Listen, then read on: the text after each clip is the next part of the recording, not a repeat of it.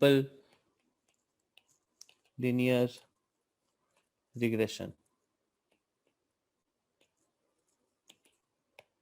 Simple linear regression means that you are basically saying that there is some y which is a function of one x.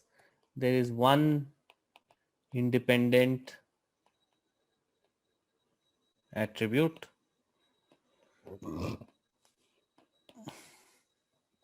one dependent attribute.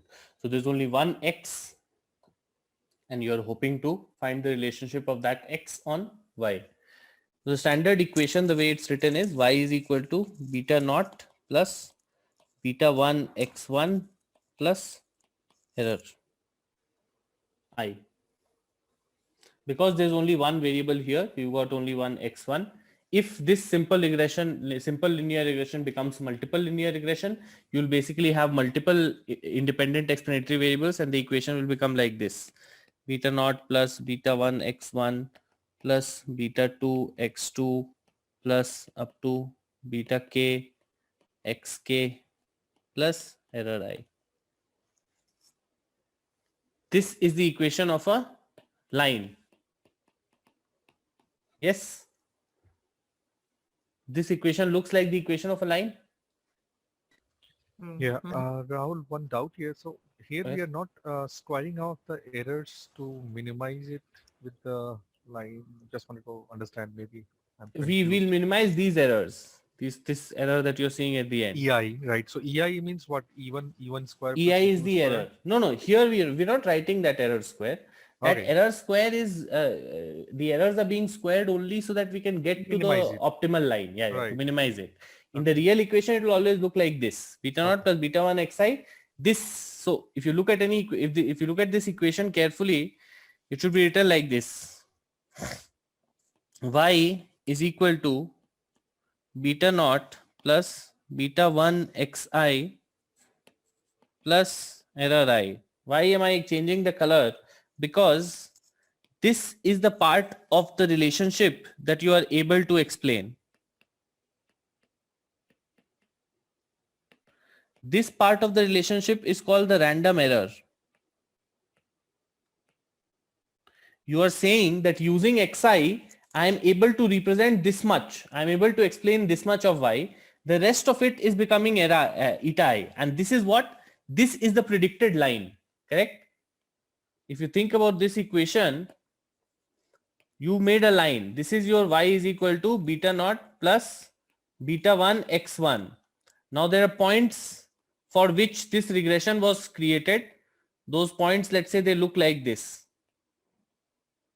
Now for these points, this is some value x1. When you put this, your line is going to represent this. This is your y hat that you will get. And your actual y is this. Isn't it correct? Beta naught plus beta 1 x is going to decide what your predicted value of y is. The actual value is y. The difference between actual and predicted is what is the error. Your eta I is yi minus beta Y naught hat. plus beta 1 x1. This is basically your yi predicted.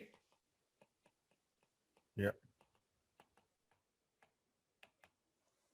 Predicted value of yi. And your error is the difference from the actual. The predicted value of yi's for every point will lie where? On the line. This is the predicted value for this point.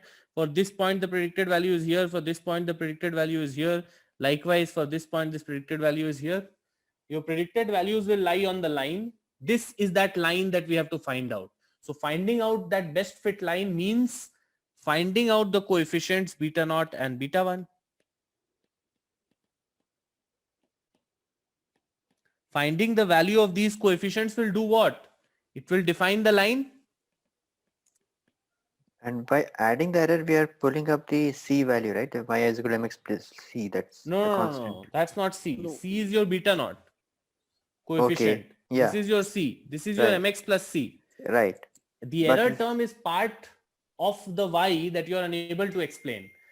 At a given value of xi, you should have given y, but you are only able to give y hat. Hmm. So the error is the part that you missed out on. The y minus y hat, this part of y that was unexplained, could Yeah. not be explained. That part is what the error is. So are you saying epsilon is part of the equation y is equal to b naught plus beta naught plus beta 1 x1 plus No. epsilon 1? Yes, that's epsilon? the regression equation. That's how we write a regression equation. A regression equation is written out by this equation. Okay. The line that you estimate a value for beta naught and beta 1, and Okay. therefore you get a line y is equal to Okay. beta naught plus beta 1 x1. Okay. Right? Okay. You make predictions using this line, but then you also have your actual value of y. When you find out the difference between the actual and the predicted, that tells you, okay, this much error you made in that particular y. That's how it works. So it's EI, right? It's not E Yes, epsilon. EI, eta I. Individual. Okay, that is Epsilon individual Eta. deviation of individual x. For every observation, you will get a eta I. epsilon I, right? Epsilon I, sorry. Okay. That makes sense? So the whole question, yeah. Tell me. So the regression equation is defined by entirely like this, beta naught. Yes, this is the regression equation. Beta naught plus beta 1 xi plus error I or epsilon I. If you have a multiple linear, if you have more than one, so initially we started with that income one, right? If you just want to find out income as a function of age, then y is income, x is age. If you're interested in more work experience and all that, then you keep adding beta 2 x2 plus beta 3 x3 plus error. There'll always be an error term. That error term indicates that this relationship is not deterministic. Okay. You've got to understand that this part of the relationship is deterministic, beta naught plus beta 1 xi. Right. If y always follow this pattern, then what will happen? Very soon in the scatter plot, you will see a scatter plot like what? Just a line, all the dots falling on the line. Yes, it's just a line like this, and you can just create a line on this. Yeah. If you get a scenario like this, then statistics is not useful. Right. So I was asking, if you're adding epsilon I, also what's the point in No, we are not adding it. Okay. That's not a term that we know the value for. We only know y is equal to, or we will only find out that income is 10,000 plus 50 into age. Okay. Linear regression will give you this. Okay. And you have found out this by doing what? By knowing income and age of 500 people. Let's say you have used this data. There are 500 such observations, income comma age. Using that, you have created an equation like this, a regression equation. Now with this equation, for all the given ages that you have here, you can find out the incomes. Yeah. Yes. So let's say there was one person whose income was 50,000 and age was 10. Now you put this data here, you find out the value, you're getting 10,500. This is your predicted value, but his actual value was 50,000. So your error is how much? 50,000 minus 10,500. So error gets calculated once you've estimated the line. Okay. While the line is getting estimated, it calculates all these errors and finds out the best coefficient such that you get the least maximum total error. Okay. You understand? Yeah. That beta is selected in such a way that these error I squares, the sigma epsilon I square, this term is minimized. Okay. So basically that's the way of representing the regression equation. Yes, It's a that's the way of representation. representing the Okay. equation. Yeah. Rahul, beta naught is the intercept. I mean, Correct. that 1,000. Okay. Correct. Beta naught is the intercept. All the other betas are coefficients for your independent variables. Okay. And what's the thing that gets estimated? It's the betas. Beta naught, beta 1 up to beta k. These are the betas that you ultimately estimate in a linear regression. Just a second.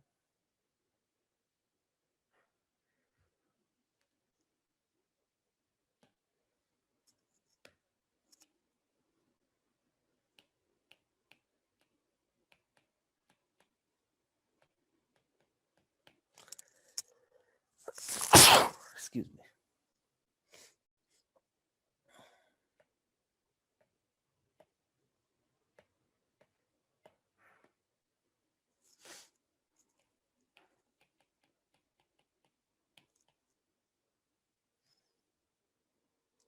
the estimation technique that gets used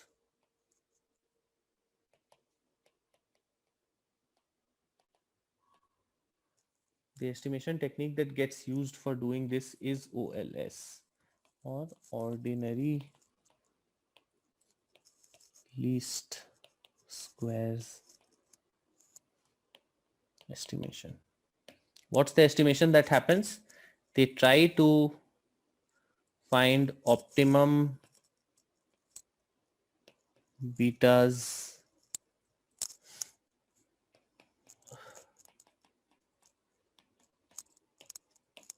such that epsilon I square from I is equal to 1 to n is minimized.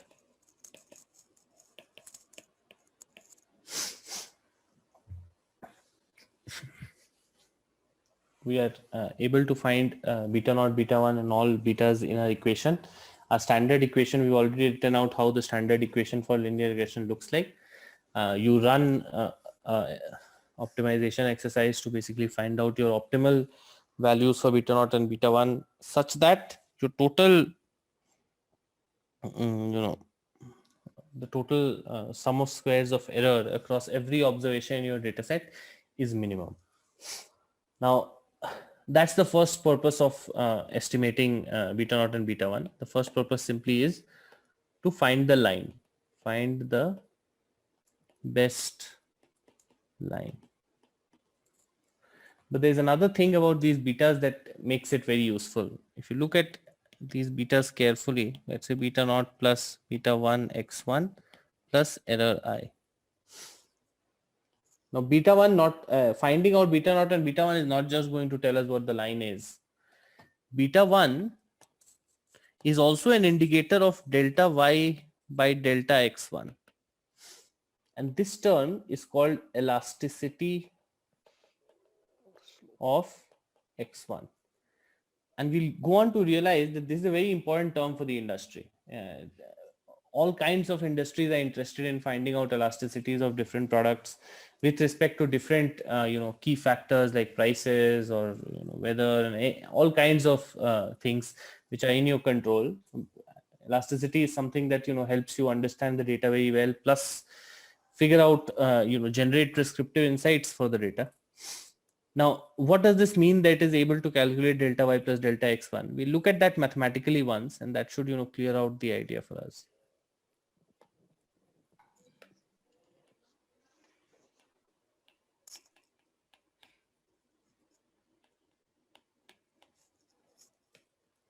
So let's say you have this equation y is equal to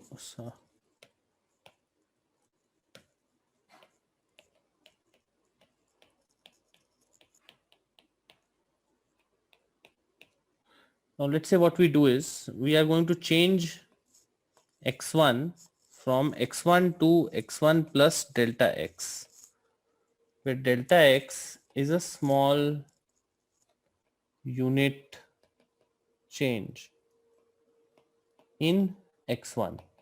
And you can think of these quantities as anything: income and work experience. You can think of x1 as work experience, y as income. Now what we are doing is we are going to change x1 from x1 to x1 plus delta x. What happens? It becomes y is equal to, or y1, the new y1. The new y1 is for a new scenario where x1 has changed from, when it is x1, the equation goes like this, which means that y is equal to, so y1 is beta naught plus beta 1 x1. When you change from x1 to x1 plus delta x, it becomes like this: beta naught plus beta 1 x1 plus delta x plus error I. So this becomes beta naught plus beta 1 x1 plus beta 1 delta x plus error I. If you look at this closely, you will realize that this term, and this term, this is all basically part of this equation. Correct?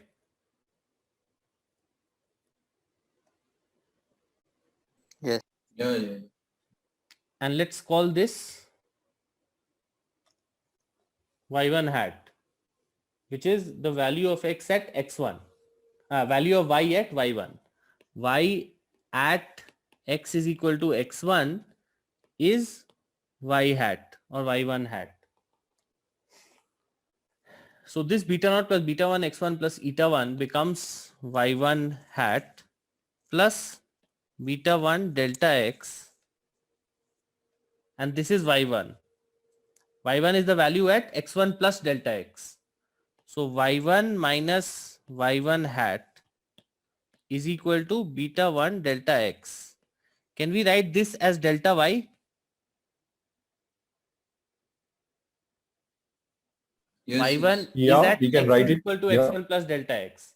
Y1 hat was at x is equal to x1. So this is the delta y, the change in y as a result of changing x from x1 plus delta x. है ना? So this delta y is beta 1 delta x. So beta 1 comes out as delta y by delta x. Now try and understand what's the relevance of finding out a quantity like this.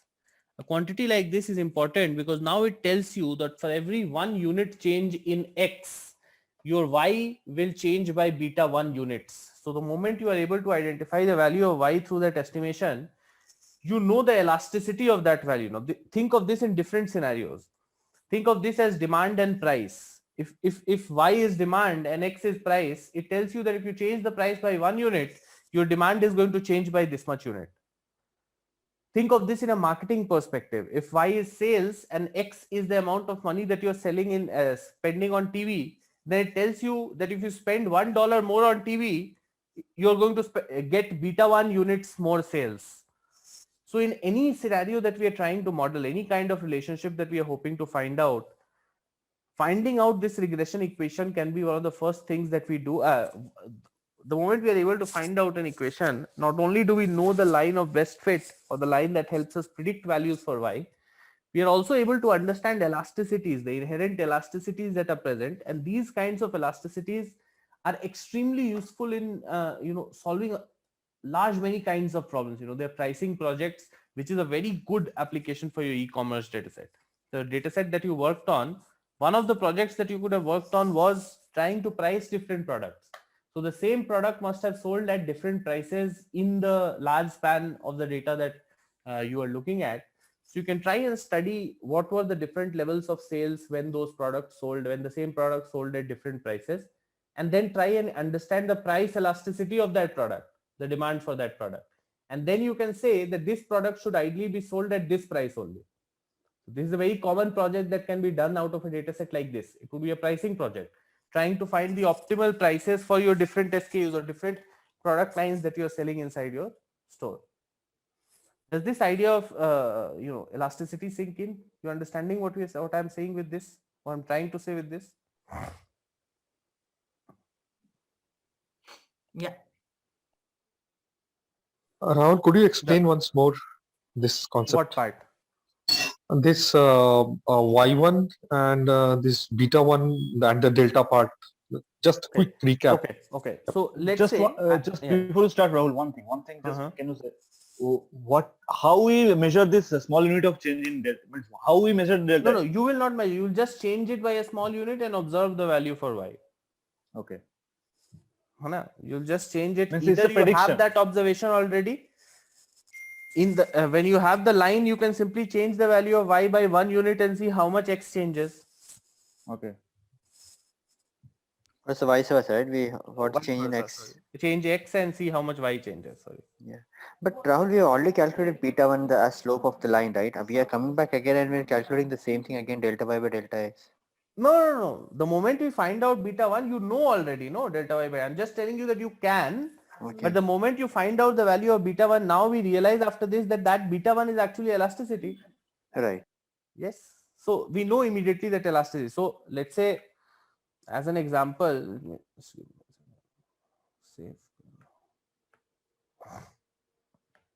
I get it. So if x changes by 1 unit, y would change with beta 1 into x. Correct. Beta 1 into 1 unit. But the idea is the usefulness will become more apparent here. So let's say you are trying to build a model where sales is a function of TV digital and radio. You build everything, you run a linear model. Ultimately, the equation that you get is this: sales is 1000 TV plus 200 digital plus 50 radio. And TV, digital and radio means the amount of money in dollars that you're spending in this. Once you see an equation like this, if you have got an extra $100, where will you spend it?